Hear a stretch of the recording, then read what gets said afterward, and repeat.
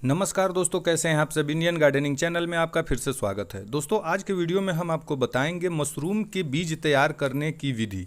जी हाँ दोस्तों, मशरूम का जो स्पाउन है, जो आप देख पा रहे हैं मेरे हाथों में, ये कैसे तैयार किया जाता है, इसकी पूरी स्टेप बाय स्टेप मैं आपको जानकारी दूंगा। तो दोस्तों, वीडियो को पूरा ध्यान से देखें और अच्छा लगे तो प्लीज़ लाइक कर दें और मेरे चैनल पर नए हैं तो सब्सक्राइब कर लें।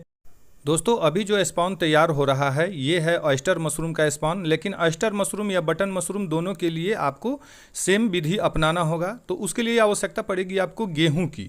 जी हाँ दोस्तों, गेहूं को यदि आप 1 किलो गेहूं लेते हैं तो ठीक उसमें 1 लीटर पानी मिलाना है और उसे 20 मिनट तक किसी ओपन बर्तन में यानी खुले बर्तन में आपको मध्यम आंच पे लगभग 20 मिनट तक उसे पकाना है, ताकि गेहूं आधा पके और आधा कच्चा ही रहे। पूरी तरह से पकना नहीं चाहिए। यदि आप कुकर में इसे पका देंगे 20 मिनट तक तो ये बिल्कुल ख़राब हो जाएगा। गेहूं को उबालने के बाद ठंडा होने के लिए आपको फर्श पे इसे फैला देना है। 1 घंटा तक फैला के रखना है ताकि ये ठंडा हो जाए और गेहूं की ऊपरी सरफेस से नमी खत्म हो जाए। और अभी जो आप ये दो चीज़ देख पा रहे हैं, ये मेरे पास है कैल्शियम सल्फेट और कैल्शियम कार्बोनेट। जी हाँ दोस्तों, आप यदि मात्रा की बात कर लें तो 1 केजी गेहूं के लिए 20 ग्राम कैल्शियम सल्फेट और 20 ग्राम कैल्शियम कार्बोनेट की आपको आवश्यकता होगी। और उबले हुए गेहूं को ठीक उसी मात्रा में यदि आप 2 केजी रखते हैं तो दोनों कैल्शियम सल्फेट और कैल्शियम कार्बोनेट 40-40 ग्राम आपको लेना होगा। तो इसी मात्रा में आप चाहे जितना गेहूं लिया है उसी के हिसाब से आपको ये दोनों चीज़ लेना है। और उस गेहूं को जब ठंडा कर लिया है, उसकी ऊपरी सरफेस से पानी बिल्कुल हट चुका है, तो उसे डाल करके और अच्छी तरह से इसे मिला लिया जाता है। तो आप जैसा कि देख पा रहे हैं कि गेहूं में अभी कैल्शियम सल्फेट और कैल्शियम कार्बोनेट मिलाया जा रहा है। मिलाने के बाद बारी आती है इसकी पैकेजिंग की। तो जी हाँ दोस्तों, इसकी पैकेजिंग के लिए इसमें प्लास्टिक का उपयोग किया जाता है और उसमें बहुत अच्छे बीज भी तैयार होते हैं।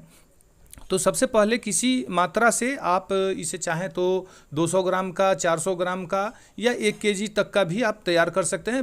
यदि उससे ज़्यादा बड़ा पैकेट रखेंगे तो फिर आपको दिक्कत होने लगेगा। तो जैसा कि आप देख पा रहे हैं कि यहाँ पे एक 400 ग्राम के माप का एक डब्बा बनाया हुआ है और इसी के हिसाब से पैकेटिंग किया जा रहा है। ये सभी जो तैयार किए गए जो गेहूँ हैं उसे अलग अलग पैकेट में भर के रख दिया जाएगा।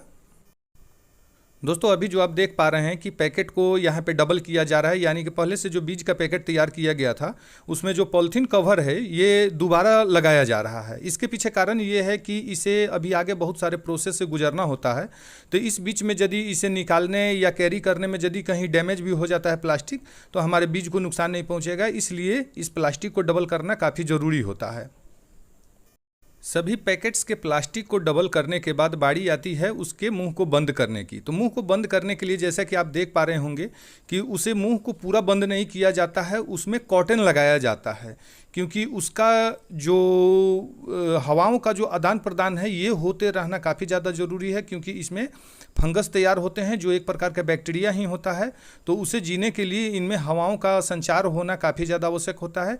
इसलिए प्रत्येक पैकेट के मुंह पर एक कॉटन का जो छोटा छोटा टुकड़ा होता है, कॉटन का बंडल, वो लगाया जाता है ताकि इसमें स्वच्छ हवाओं का आदान प्रदान होता रहे।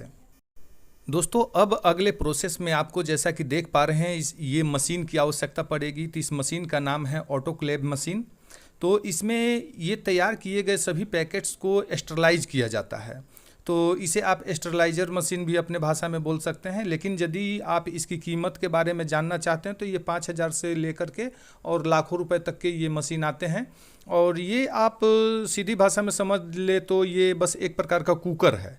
तो सारा फंक्शन लगभग उसी का है, लेकिन इसे कुकर में डायरेक्ट नहीं तैयार किया जा सकता है क्योंकि इस मशीन के और भी बहुत सारे काम हैं। तो जैसा कि आपने देखा कि इस मशीन में पहले जो साइड वाले वाल थे उसमें पानी डाला गया, क्योंकि ये अंदर से भाप बनाएगा। क्योंकि जैसे आप कुकर में इडली पकाते हैं, ठीक उसी प्रकार इस गेहूं को दोबारा इसमें पकाया जाता है। पकाने के लिए दोस्तों इसके ऊपर एक मीटर लगा हुआ रहता है। उस मीटर में आपको शो करेगा इसमें 15 PSI पर इसे 1.5 से 2 घंटे तक रखा जाता है। स्टार्ट करने से पहले ढक्कन को अच्छी तरह से बंद किया जाता है, क्योंकि अच्छी तरह से ढक्कन बंद नहीं होने की स्थिति में इसके गैस निकल सकते हैं, तो आपके बीज के क्वालिटी पे इसका फर्क जरूर पड़ेगा। और दोस्तों जैसे कि आप देख पा रहे हैं कि मशीन स्टार्ट हो चुका है और लगभग थोड़े ही देर में इसका मीटर जो है 15 PSI बताने लगा है। और इसके बाद ये ऑटो क्लेव मशीन है, ये 15 PSI के बाद ऑटो कट हो जाता है और इसमें मशीन के अंदर आपको 1.5 से 2 घंटे तक बीज को रखना है। दोस्तों बीज का ये प्रोसेस भी पूरा हो गया और ये 2 घंटे मशीन में रखने के बाद अभी ये मशीन काफ़ी ज़्यादा गर्म है और बीज के जो पैकेट्स है ये भी काफ़ी ज़्यादा गर्म है, तो इसे अब ज़रूरत होती है ठंडा करने की।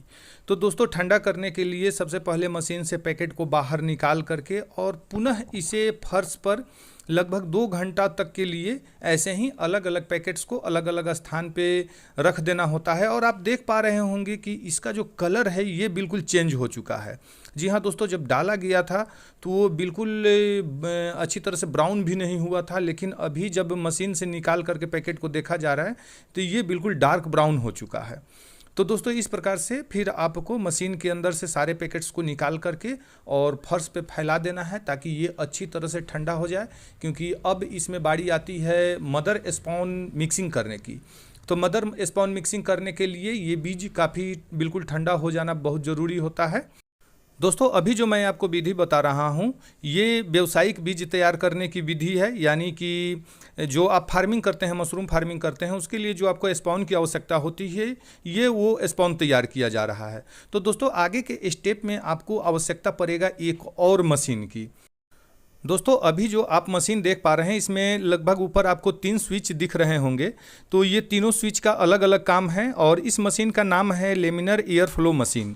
दोस्तों गूगल में यदि आपकी इसकी कीमत के बारे में सर्च करेंगे तो ये 20,000 रुपये से लेकर के 40-50 हज़ार रुपये तक के आते हैं और अलग अलग कंपनियों के मशीनों के अलग अलग दाम होते हैं। तो जैसा कि मैं आपको बीज बनाना बता रहा हूँ तो इसमें आप देख पा रहे होंगे कि एक जो ब्लू कलर का जो लाइट जल रहा है ये UV लाइट है। जो हमारे बीज फर्श पे ठंडे किए जा चुके हैं उन बीज के पैकेट्स को UV लाइट के अंदर लगभग 20 मिनट तक रखा जाता है, क्योंकि 20 मिनट तक रखने के बाद उसके अंदर जो भी जर्म्स जो हैं वो बिल्कुल नष्ट हो जाते हैं UV लाइट में रखने से। और दोस्तों यहाँ पे सबसे ज़्यादा अभी ये बारी आती है इसमें मदर स्पॉन मिक्सिंग करने की, तो इस समय बहुत ज़्यादा सावधानी बरतने की आवश्यकता होती है। तो इस मशीन के अंदर ही आपको मिलता है एक लेबोरेटरी टाइप का माहौल और उससे पहले यहाँ शुद्धता और साफ़ सफाई का पूरा ख्याल रखा जाता है। जैसा कि आप देख पा रहे होंगे कि स्प्रिट के बोतल से स्प्रिट कॉटन में लगा करके और जहाँ पे हमको इसमें मदर स्पॉन मिक्सिंग करना है उस जगह को अच्छी तरह से सफाई किया जा रहा है। साथ में आप बगल में एक लैंप रखा हुआ देख पा रहे होंगे, वो एक स्प्रिट लैंप है और इस लैंप को जला करके ही इसी के सामने में मदर स्पॉन जो है वो बीज के अंदर मिक्स किया जाता है। दोस्तों स्पॉन के बारे में हम बात कर लेते हैं तो ये 3 स्टेप में तैयार किए जाते हैं, उसके लिए मैं आपको एक अलग से वीडियो बनाऊंगा।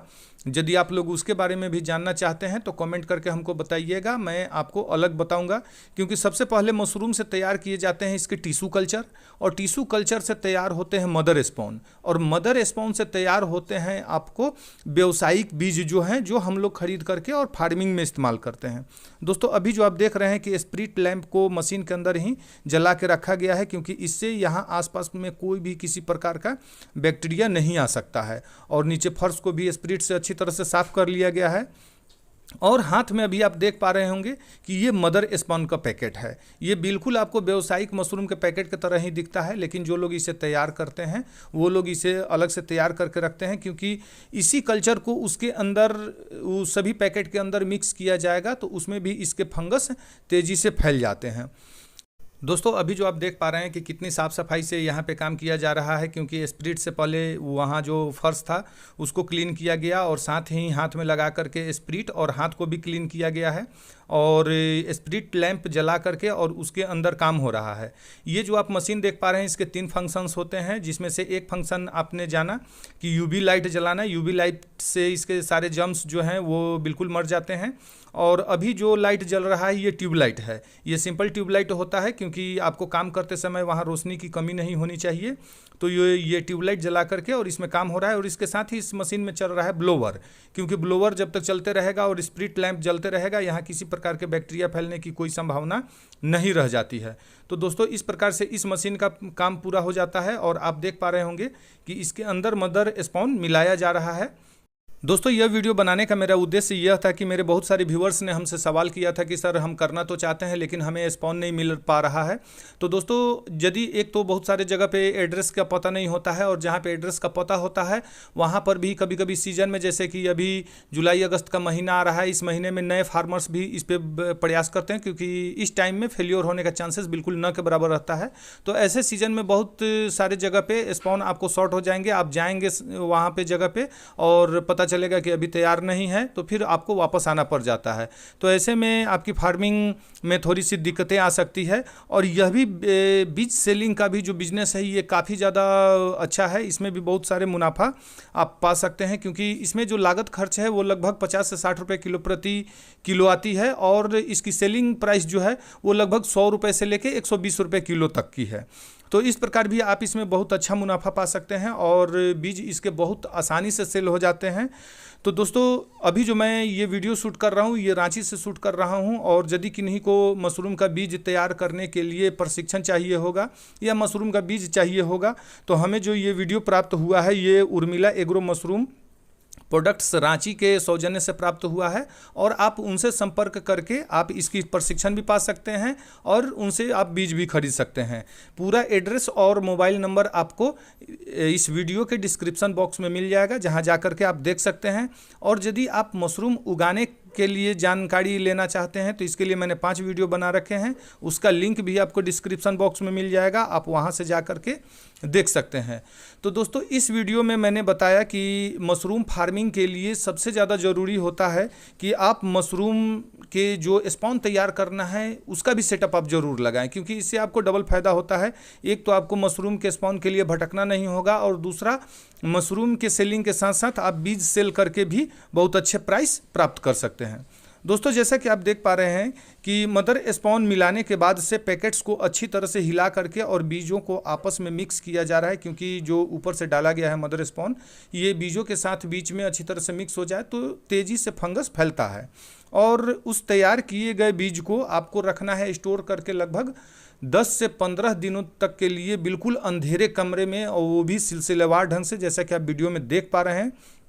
कभी भी एक पैकेट के ऊपर दूसरा पैकेट आपको नहीं रखना है, अलग अलग सभी पैकेट्स को सटा करके आप रख सकते हैं। और जब आपको ज़रूरत हो तभी लाइट जलाएं, अन्यथा लाइट को ऑफ कर दें, और कमरे का जो दरवाज़ा खिड़कियां हैं वो बिल्कुल बंद रखें, और कमरे को बिल्कुल स्वच्छ रखें, बैक्टीरिया मुक्त रखें। तो दोस्तों इस प्रकार से कमरे में रखने के बाद आप पाएंगे कि लगभग 10 से 15 दिनों में उसमें फंगस पूरी तरह से फैल जाते हैं। और जैसा कि आप देख पा रहे हैं कि ये बीज बिल्कुल तैयार हो चुका है। तो दोस्तों वीडियो अच्छा लगा तो प्लीज़ इसे लाइक कर दीजिएगा, और मेरे चैनल पर नए हैं तो प्लीज़ सब्सक्राइब कर दीजिएगा। मिलते हैं एक और नए